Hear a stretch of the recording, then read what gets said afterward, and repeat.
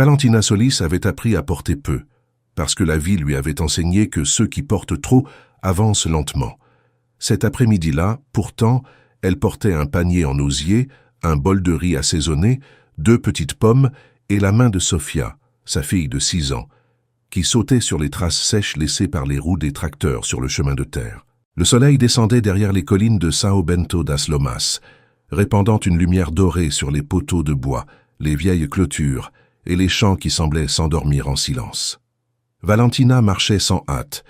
Elle ne cherchait rien d'autre que de l'air frais, un peu de calme et quelques minutes loin des factures pliées dans le tiroir de sa tante Rosario. Le lendemain matin, Valentina tenta d'enterrer la rencontre parmi les tâches ordinaires. Elle ouvrit la boulangerie, arrangea les pains dans la vitrine, nettoya le comptoir et sourit aux clients. Pourtant, elle revoyait devant elle l'homme près de la clôture, la manière attentive dont il avait tenu le bol, la phrase sur les chemins. Donna Esther remarqua sa distraction avant le 2e café. « Tu as la tête ailleurs, ma fille. » Valentina nia avec un sourire, mais Donna Esther connaissait les silences. Elle n'insista pas. Elle se contenta de dire qu'une voiture noire était passée tôt par la place et avait pris la direction des terres des Almanza. Elle prononça ce nom de famille comme on touche une casserole brûlante. Valentina leva les yeux. « Almanza ?» Donna Esther posa les mains sur le comptoir. Elle expliqua que les Almanza étaient les anciens propriétaires des terres du Sud, riches de passé et compliqués dans le présent. Le patriarche, M. Estevão, était mort 2 ans plus tôt, laissant des enfants, des documents et des problèmes. Depuis, des avocats apparaissaient, des promesses circulaient, et les fermiers vivaient avec la peur de perdre la terre qu'ils cultivaient. Valentina écouta sans relier cela à l'inconnu. Pour elle, Rodrigo n'était encore que l'homme fatigué qui avait mangé du riz au coucher du soleil. Le jeudi, pourtant, la distance entre une chose et l'autre disparut. Valentina se trouvait à l'épicerie quand elle le vit entrer. Le même regard maintenant éclairé par la lumière du jour. Il portait une chemise bleue, un pantalon sombre et avait la barbe faite, mais la fatigue demeurait en lui comme une ombre bien élevée. Ils se reconnurent au même moment. La propriétaire de l'épicerie fit semblant de ranger des paquets de sucre, prête à écouter. « Bonsoir, dit-il. »« Bonsoir, » répondit Valentina. Ils sortirent, presque ensemble. Sur le trottoir, il demanda s'il pouvait marcher quelques minutes à côté d'elle. Valentina pensa à Sofia, qui était avec Rosario, et accepta.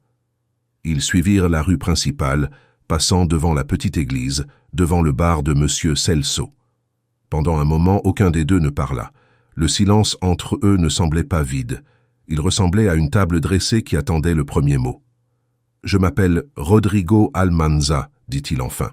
Le nom de famille fit s'arrêter Valentina intérieurement, même si ses pas continuèrent. « Valentina Solis », répondit-elle.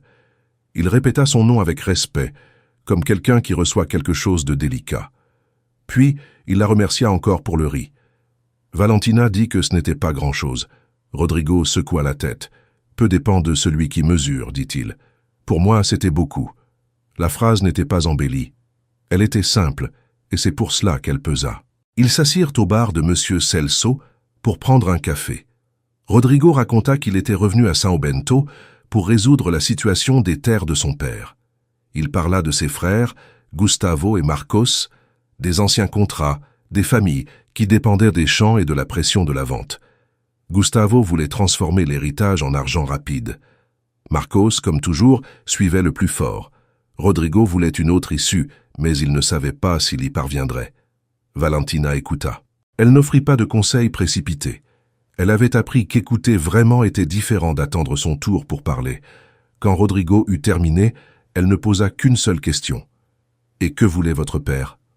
La question le traversa. Il regarda sa tasse comme si la réponse était cachée au fond sombre du café. « Je ne sais pas, dit-il enfin. J'ai passé des années à croire que je savais ce qu'il pensait, mais peut-être que je ne le lui ai jamais vraiment demandé. » Valentina acquiesça. C'était triste d'une manière discrète. Combien de familles vivaient de certitudes que personne n'avait confirmées? Combien de décisions naissaient de vieux silences? Elle ne dit pas cela. Elle commenta seulement que, lorsqu'une histoire reste trop longtemps gardée par une seule personne, elle finit par créer des nœuds. Rodrigo la regarda. Pour la première fois, il sourit entièrement. Cette nuit-là, Rosario attendait Valentina dans le couloir, assise sur sa chaise en osier, avec sa tasse de camomille posée sur les genoux. Elle ne demanda même pas où sa nièce avait été. Elle dit directement qu'elle avait appris pour le café avec Rodrigo Almanza. À San Bento, les nouvelles couraient plus vite qu'un chien derrière une bicyclette. Valentina s'assit sur la marche. Rosario expliqua que Rodrigo était différent de ses frères, du moins quand il était jeune. Plus silencieux, plus studieux, moins intéressé par le fait de commander. Mais le nom Almanza venait chargé d'une ancienne poussière. Le père, Estevão, avait beaucoup fait pour le village, mais il avait aussi gouverné tout le monde d'une main fermée. Après sa mort, les fils s'étaient divisés. Gustavo voulait vendre. Rodrigo semblait vouloir réparer quelque chose. Et les hommes qui veulent réparer le passé, dit Rosario, confondent parfois les bonnes personnes avec des ponts. Valentina garda l'avertissement. Elle ne s'en offusqua pas. Rosario la protégeait comme elle savait le faire, avec des phrases dures et de la soupe chaude. Elle dormit peu, pensant au pont, au chemin et au riz partagé. 2 jours plus tard, la nouvelle courut dans la boulangerie avant 7 heures. Un représentant de Gustavo Almanza avait remis des notifications aux fermiers. Les familles avaient 30 jours pour présenter des documents et revoir les contrats parce que la vente des terres avançait. Donna Esther lut la copie le visage pâle. Monsieur Reinaldo Godoy, qui achetait du pain pour l'emporter à la ferme, resta immobile près de la porte tenant son chapeau contre sa poitrine. 20 ans de travail tenaient soudain dans une feuille. Valentina sentit quelque chose bouger en elle. C'était peut-être l'indignation devant la hâte avec laquelle certains effaçaient des vies entières. Elle termina son service et, au lieu de rentrer chez elle, chercha Rodrigo à la pension. Il arriva à la porte quelques minutes plus tard, comme s'il cherchait lui aussi des réponses.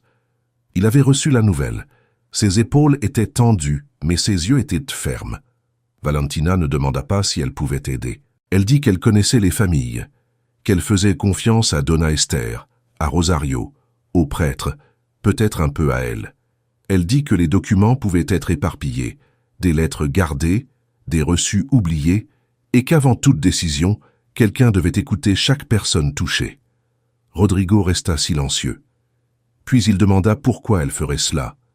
Valentina regarda la rue de terre où Sofia jouait au loin. Parce que personne ne devrait perdre sa propre histoire sans avoir au moins la chance de la raconter, répondit-elle. Et cet après-midi-là, cela suffisait pour la faire avancer sans regarder en arrière. C'est ainsi que le véritable changement commença. L'après-midi suivant, Valentina rendit visite à la première famille. Reinaldo et Marta Godoy l'accueillirent dans une cuisine simple, avec une odeur de café et de maïs cuit. Ils montrèrent de vieux contrats, des papiers jaunis des reçus de semences, des photographies de récoltes passées. Chaque document semblait petit, mais ensemble, ils formaient une vie.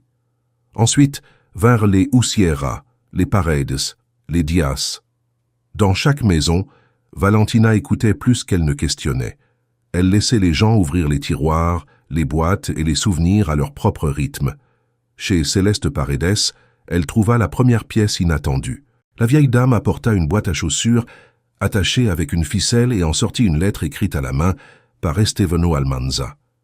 Dans celle-ci, il remerciait les familles pour le travail de tant d'années et disait souhaiter qu'un jour, une partie des terres passe progressivement à ceux qui les cultivaient. Ce n'était pas un testament, ce n'était pas un contrat parfait, mais c'était une intention écrite, avec une date, un nom et une signature. Valentina tint la lettre comme si elle tenait une flamme. Le soir, elle la posa sur la table de Rodrigo, au bar de Monsieur Celso. Il lut en silence, puis relut. Quand il leva les yeux, il y avait en eux quelque chose de nouveau, une petite espérance, mais obstinée. Il dit qu'un avocat pourrait utiliser cela pour demander du temps, peut-être une mesure conservatoire, peut-être une chance. Valentina répondit qu'une chance est aussi une graine. Et une graine, quand elle trouve la terre, insiste pour naître. C'est alors qu'elle vit l'homme assis près de la clôture. Il portait une chemise claire, tenait un chapeau usé entre ses mains et avait des bottes couvertes de poussière. Ses cheveux gris, sa barbe négligée et ses yeux fixés au sol lui donnèrent l'apparence de quelqu'un qui s'était arrêté là, non pas pour reposer son corps, mais pour soutenir le poids de ses propres pensées. Sofia ralentit le pas, Valentina aussi. Pendant un instant, seul le vent parla entre eux, passant dans l'herbe sèche avec un son bas, presque comme un avertissement. Valentina regarda le panier. Elle avait préparé peu, mais elle s'approcha quand même. Elle ne demanda pas qui il était, d'où il venait, ni pourquoi il était seul dans ce coin oublié. Elle s'assit simplement à une distance respectueuse, ouvrit la serviette rayée et offrit le bol. « J'en ai préparé trop », dit-elle, avec un mensonge bienveillant. L'homme leva les yeux. Il y avait en eux une surprise discrète, comme si la gentillesse était une langue ancienne qu'il ne s'attendait plus à entendre. Il prit le bol à deux mains et remercia à voix basse. Il mangea lentement, sans hâte, sans cérémonie, et chaque cuillerée semblait lui rendre un peu de présence. Sofia, incapable de garder longtemps sa curiosité, demanda s'il était le propriétaire de ce chemin. L'homme faillit sourire. « Personne ne possède un chemin entier, » répondit-il. « On ne fait que le traverser. » La réponse resta en Valentina comme une petite pierre dans la poche. Simple, mais assez lourde pour être rappelée. Elle ne savait pas que cet homme était Rodrigo Almanza. Elle ne savait pas que son nom de famille marquait des cartes, des contrats et d'anciennes conversations dans le village. Elle ne savait pas que les terres du Sud, celles qui brillaient dans des tons d'or devant elle, appartenaient à sa famille depuis 3 générations. Elle savait encore moins que ce bol de riz, offert sans intérêt, ouvrirait une porte que Rodrigo gardait fermée depuis des années. Pour comprendre pourquoi cette rencontre compta autant, il faut revenir au début de l'arrivée de Valentina à São Bento das Lomas. Elle avait 37 ans quand elle descendit du bus avec 2 valises, une enfant somnolente et une peur silencieuse de ne pas réussir à recommencer. Elle venait de la ville, d'un petit appartement, d'une séparation sans scandale et sans cri, mais remplie d'absence. Marcos, son ex-mari, était correct, poli et distant. Avec le temps, tous deux avaient cessé de se disputer, parce qu'il n'y avait plus ni énergie ni sujet. La relation s'était terminée comme se termine une bougie oubliée, s'éteignant peu à peu, jusqu'à ce qu'il ne reste que de la fumée. Quand elle signa les papiers, Valentina ne ressentit pas de soulagement immédiat. Elle ne ressentit que de l'espace. Trop d'espace, peut-être. De l'espace pour décider ce qu'elle ferait, pour prendre soin de Sofia, pour découvrir qui elle était en dehors d'un mariage qui avait occupé presque toute sa vie adulte. Comme elle n'avait pas d'argent pour recommencer en ville, elle accepta l'invitation de tante Rosario, la sœur de sa mère, une femme de 72 ans, au regard ferme et au cœur caché, derrière des phrases courtes. Rosario vivait dans une maison simple au bout d'une rue sans pavé. Elle offrit à Valentina la chambre du fond, étroite, avec une fenêtre donnant sur le poulailler. Ce n'était pas le confort, mais c'était un abri. À cette époque, abri était un mot immense. Valentina commença à travailler avant même d'apprendre le nom de toutes les rues. Elle se levait à 4h30, allait à la boulangerie de Dona Esther et passait la matinée entre les sacs de farine, les plateaux chauds et les clients qui achetaient du pain à crédit avec de la honte dans le regard.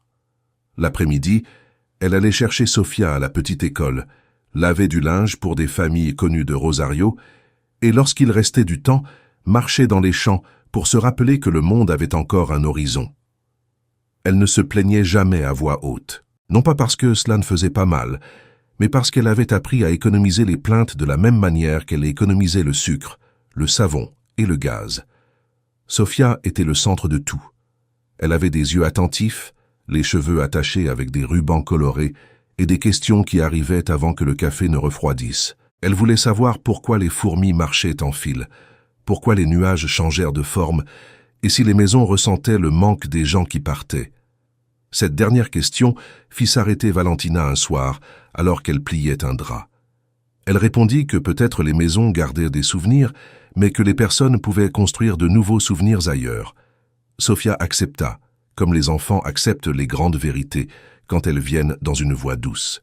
Avec les mois, São Bento cessa de sembler provisoire. L'épicerie gardait des légumes pour Valentina à la fin du marché. Le prêtre lui offrait le silence lors des messes du jeudi, même quand elle ne savait pas exactement en quoi elle croyait. Dona Esther lui confiait les clés de la boulangerie lorsqu'elle devait rendre visite à sa sœur malade. De petits gestes cousirent un filet invisible autour d'elle, et Valentina, sans s'en rendre compte, commença à appartenir. Malgré tout, il y avait des jours où le passé revenait comme la poussière soulevée par un camion. Il suffisait d'une facture en retard, d'une fièvre de Sofia ou d'une lettre de la banque pour qu'elle sente le sol vaciller. Ce fut pendant l'une de ces semaines difficiles qu'elle décida de marcher sur le chemin du sud. Elle emporta du riz parce que Sofia aimait manger en regardant le coucher du soleil. Elle emporta des pommes parce que c'étaient les seuls fruits qui restaient. Elle emporta de l'espoir sans se rendre compte qu'elle l'emportait. Et alors elle rencontra Rodrigo. Quand il eut terminé le riz, il rendit le bol propre. « Merci », dit-il encore. Valentina rangea tout dans le panier et se leva. Sofia courait déjà derrière un papillon jaune, comme si le monde n'avait pas de plus grand problème que de l'atteindre sans effrayer ses ailes. « Vous allez bien ?» demanda Valentina. Rodrigo tarda à répondre. Il regarda les terres, puis elle. « Je crois que j'essaie de le devenir, dit-il. » Valentina n'insista pas. Certaines réponses ont besoin de temps pour compléter leur propre sens. Elle acquiesça simplement, appela Sofia et suivit le chemin. Avant de disparaître dans le virage, elle regarda en arrière. Rodrigo était encore là, tenant son chapeau contre sa poitrine, comme si cet après-midi lui avait donné quelque chose qu'il ne savait pas demander. Cette nuit-là, tandis que Sofia dormait, Valentina resta éveillée à écouter les grillons du jardin. Elle pensa à cet inconnu, non pas avec rêverie, mais avec inquiétude. Il y avait des personnes qui apparaissaient comme une pluie hors saison, rapide, inattendue, laissant une odeur de terre mouillée même après leur départ. Elle essaya de se convaincre qu'elle ne le reverrait pas, que Sao Bento était petit, mais que les chemins étaient nombreux. Pourtant, au fond, elle savait que certaines rencontres ne se terminent pas quand deux personnes se disent au revoir. Elle continue de marcher à l'intérieur, cherchant un endroit où elle puisse devenir destin. Et celle-là avait déjà commencé sans demander la permission. Dans les mois qui suivirent, la vente fut suspendue.